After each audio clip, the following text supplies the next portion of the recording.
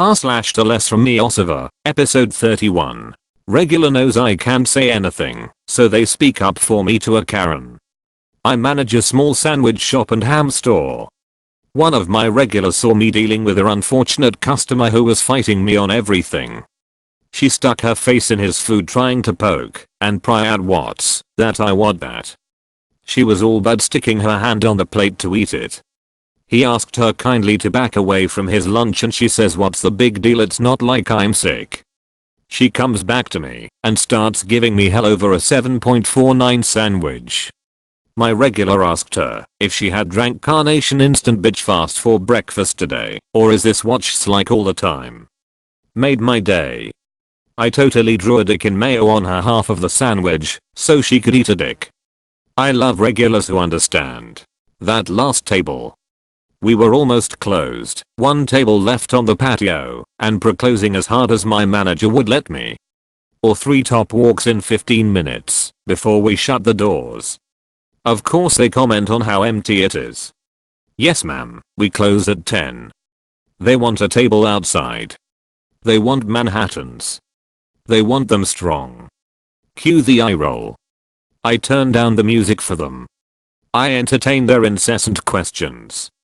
I try to not let them see my annoyance when they order apps. And of course they order our longest cook time entrees. They are needy but happy, and I grab a beer in the back while I wait out their dinner. At this point I realize I'm staying at least an hour after close and have made relative peace with it. Our kitchen staff leaves, and so does the bartender. I make their last round and plate their passion fruit ice cream myself, cursing the extra work under my breath. But even with the extra work, I was extra friendly, extra helpful and extra chatty. I refused to let these guys get to me. It worked. $200 tab, $80 tip. Sometimes people actually make it worth your while. Thank you for being an outstanding last table. How someone tried to scam me for $90. Not just a server, I also do tequila. A man came in when it was very busy and chaotic prime lunchtime. He made a point of asking for the cheapest options on the menu. In the end his total came to about $10 and change. He then proceeds to hand me a $100 bill. As I'm getting his change, he reaches for it back and says, "Oh, you know what, I think I have the change." He then gives me the change, like 30 cents or something. The whole time he is asking me a million questions. In hindsight I think he was trying to distract and fluster me, which wasn't that hard with all the chaos ensuing at peak time. He then acts like it was all paid for, and he was expecting $90 back. As I'm looking for the bill I'm like, wait, I definitely gave it back to him. When I tell him I had handed the money back he kept insisting I hadn't. He made a show of rummaging through his pockets, pulling out his wallet to show me it's not there. At this point I'm certain I had given it back. As soon as I become more firm he reaches again in his back pocket and it's magically there. He gives it back to me, and as I'm about to give him his change, again, he goes, "You know what, I'm going to use a smaller bill instead," and gives me a 10. I'm sure he went on to try to steal money from someone else. Please just order off the menu. I'm a waitress at a Mediterranean Italian restaurant. This is my first month back in the service industry after being away for 5 years. We have a man who comes in roughly 3 times a week who apparently cannot order anything off the menu to save his life. This man will ask for a dish of pasta, vegetables, and meat and then list a price for you. Kind of like a build your own pasta dish. Except we don't offer this anywhere on the menu. Our dinners start around $10, but the price he always names is around $6 to $7. The owner always comes out and tells him no, so he raises the price he's willing to pay to the lowest dinner item. Tonight I was graced with his presence, and this time he brought a friend who proceeded to do the exact same thing. They both requested fettuccine alfredo with marinara instead of alfredo, linguine instead of fettuccine, add chicken, shrimp, and broccoli for $6. He also informed me that if I don't call him by Mr. last name and his friend by Mr. last name, my 5% tip would be 2%. So I go and grab my boss and let him know what's going on. so he can deal with them, because I'm not about to haggle prices. The order was sorted and charged as regular meals at $10 each, including all of the mods except shrimp. They agreed, things were fine. They pay their bill, leave a 5% tip, and head out. This is what the interaction with him is every single time. I understand dietary issues / allergies, and that's not a big deal. But coming somewhere and trying to build your own dish when the restaurant doesn't even offer it blows my mind. Tofu by giving a customer what they wanted. Background: I work at a small restaurant where I'm the only employee. We had about 8 tickets on the waiting list, so it wasn't too bad. For once it wasn't a customer complaining, rather my boss. Customer: oh, I'm looking for a dish that has both noodles and chicken in it. Me: oh, we have a item, it comes with both. Customer: great, I'll have that. Seems alright, right? Well, I thought so too, so we are both wrong. My boss later pulls me aside, and the following conversation ensues: boss, never recommend item when we are busy. It takes too long. Me: I didn't recommend it, she wanted it, but didn't know the name. Boss: that doesn't matter. We are so busy, and you recommend the hardest thing to make. What are you thinking? Me: it would look worse if I said we didn't have it and she saw it on the menu though. Boss: I don't care. Never recommend it. This is a warning. TL: Dr. Tofu by doing my job and letting a customer know we had the item she wanted, lol. She even left a 20% tip, but he still didn't care. Cringe moment. After serving a couple for about 40 minutes, Korean BBQ, and they were raving about the good service and good food. I offered them dessert, ice cream or sweet rice tea, and the lady said I also want a hug. I was a little put off, but proceeded to give her a half hug, and she laughed and said she meant an ice cream bar in Korean, and my Korean is trash, so I misunderstood $20 on a $74, and they said they'll ask for me specifically when they returned, so worked out alright. Customer throws tantrum when he doesn't get free food. Hello all. Long time lurker, first time poster. Also on mobile. This happened a couple of years back, but I thought it might be enjoyed here. I work at a small pizza restaurant in the middle of flyover country. This guy calls in and wants to make an order for an extra large pizza. Thinking nothing of I give the ticket to the kitchen and they make it. The drama started when he came in to pick it up. Apparently the last time this guy ordered, he got a large pizza, came in to pick it up, paid for it and left. Shortly after that, we get a call from him claiming a topping was missing. Not a big problem, I thought. This happens every once in a while. At the time, the policy was to give customers a discount on their next order, so I told him I could give him a free topping the next time he got a large pizza or smaller. He said this was fine, and I thought nothing of it. Fast forward to the present, and he just arrived to pick up his extra large pizza. He walks in and gives one of the other workers his name, and they grab his order. When they go to cash him out, he says, "No, this pizza is on the house. Last time I was here a topping was left off of my pizza." The employee that was ringing him out told him that the only discount he has on file is a free topping on a large pizza. Obviously, the customer didn't like hearing this. We don't have a manager on duty, so we called the owner and had him verify that it was being rung up correctly. The customer then started yelling about how the business was one of the worst restaurants he had ever been to, and proceeded to throw the pizza box on the floor and storm out of the building, saying he would never step foot in there again. Luckily, we only had one table at that point, and it was a group of friends of one of the other employees. They all had a good laugh about it. The policy now is that we will offer to remake the pizza if they find anything wrong with it. Guy asks for a towel, is angry no one cleans his mess for him. I'm boss staff at a bakery, and I went up front to use the ovens to heat my lunch. I was talking to my coworker, also on lunch, and a customer came up to the front counter that's pretty close to the ovens, and asked for a towel for the table. We said of course, and grabbed one for him. He came back up to the front, angrily tossed the towel on the counter, and said there's 50 employees here. Why isn't anyone doing this up for me?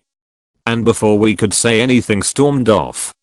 I just started laughing, and I'm sure he heard me from his seat, and that's why I work in the back. The doors are wide open, U2 is blasting through the speakers, lights on, I'm sitting in my working attire behind the register.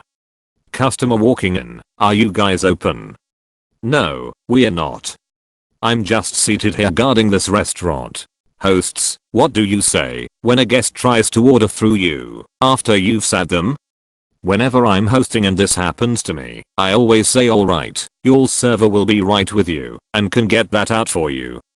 It's always awkward because the guest usually seems embarrassed after they realize I'm just hosting. Our shirts say "host staff" on the front, distinct from servers and runners. I've been working here for 5 years, but she's been eating here for more, so she knows more than me. This is long sorry, TLDR, at the bottom. This happened yesterday and honestly just need to let it out to move on. I'm the mod manager on duty when the owner isn't around, and tonight I had to take a call from a very inconvenienced customer. She starts by saying she has been coming to the restaurant for a long time and has ordered the same food for years, so that makes her an expert on our food and how it's served. She says her salad was absolutely horrible because it had broccoli and beans in it, and according to her, our salads have never ever came with broccoli or beans. I'll let her angrily tell me her life story related to the restaurant and how this ruined her meal and evening. Then in my very calm polite customer service voice I explained that we have always made our salads with broccoli and beans. It's an antipasto salad, and that I'm sorry she didn't like it. She is welcome to come back and have it remade without said items. That wasn't good enough as I was asking her to waste her gas on our mistake. I'll let her know I can't refund her because that's how our salad is made, and of course she is not happy. She pushes that she knows better than me since she's been coming here for years and the salads do not have B and AMP, BS, and that I have no idea what I'm talking about. She told me to Google it. We go back and forth with this for a while until she moves on to another complaint. She says she specifically asked for red Italian dressing, red dressing, Raidor. We have one type of Italian, so at this point I think she has us mixed up with another location. I wait until she pauses and, again, very politely say I'm sorry ma'am, but we only have one kind of Italian dressing here. Are you sure you're calling the right location? This sends her off and she starts saying I'm calling her stupid and being so rude to her. She then slowly and condescendingly names the streets the restaurant is on. She wants to speak to someone who knows what they are talking about and says that she is sick of my tone and attitude. I had been saying sorry over and over and been as polite as possible the whole entire time, but okay, sure, she wants corporate number, we are family owned, my name, the owner's information, the whole 9 yards. I explain we aren't corporate owned and I can't give out the owner's information. But my name is Ultras Miss your friend, and I'm sorry I haven't been able to resolve the issue. She continues, now saying my customer service skills are horrible and I need to be retrained because I have a tone and I'm not listening to her. She is the customer. She is unhappy and she deserves a refund now. After about 10 minutes of her repeating her complaints and her insults, I see the owner comes in and I decide to hand the call over. I'm for the most part numb to calls like that, but this made my blood boil. To think there are people like her out there that would try to get someone fired over broccoli and beans in their salad is a blow to my faith in humanity. So I briefed the owner on her issue and let him know I offered to remake it for her, but not refund her, since we technically did nothing wrong. We've had multiple meetings about being more strict with complaints demanding refunds, because we have a problem with people abusing our policy, so he takes the call and I walk away. Now, I wasn't worried about my job at all. I was worried that the owner would give in and make me look like an idiot. And that's exactly what happened. I should have, as the owner explained, after he got off the phone, belittled myself and given her what she wanted, because she will be back to spend money anyway and that's how we win in the long run. Great. I get it. I totally understand the concept of retaining customers, even the ones that are shitty, but you can be professional, polite, and accommodating without belittling yourself or your employees. I wish that wasn't such a novel concept. I hope she is happy with her refund and superiority complex. If you have read this far, thank you. If you skimmed, thank you. I feel better now. Back to the $$. TLDR lady calls about her order and says she knows for a fact our salads don't come with beans or broccoli. They do. Then says she got the wrong Italian dressing. We have only one kind. Then after insulting me and refusing my offer to come back in for a new salad, the owner shows up, takes over and ends up giving her a refund, so I look like the idiot for following the new strict policy on refund complaints. ARRG venting about management. So my work has been through managers like Kleenex. One sets a policy and the new ones change it. Whatever, I try to keep my head down and make my money. Yes boss, sure, no problem. I honestly usually don't care as long as we stay busy and I make my bills. I'm almost done getting my BBA and I'm out as soon as possible after that. But, as a lifelong industry person who also is getting a business degree, watching my mangas fuck up is so frustrating. I have literally used multiple decisions as case studies of what not to do in papers that get A+s. The most recent mind-boggling series of decisions, however, really takes the cake. When we first opened, we had the latest liquor license, 1 AM, for like 15 blocks, and our kitchen stayed open until close. We built up a following of neighbors and industry people. It was great. New manager decides to bend to laziness and launches a late night menu so the cooks can get out faster at the end of the night. No thought is put into the menu, customers hate it. Even though there is no food in the immediate area after 11 PM, people start eating before they come in or leaving early to hit upper MCDS. Food sales down. New manager decides the kitchen costs too much to keep open late for so few dishes as we sell mostly drinks. Our business takes a hit because even if industry people didn't eat much, they still want food after work. We lost that crowd and late nights were slower. New manager realizes our liquor license says we have to serve food as long as we're serving drinks. The kitchen reopens late night. But they don't tell anyone, like not even a Facebook post. So we don't get a lot of people eating. New manager tries to get more late night crowd and decides we should try to compete with the chain restaurant nearby, who closes an hour or two before us and offer late night happy hour. Certain drinks and food are $5.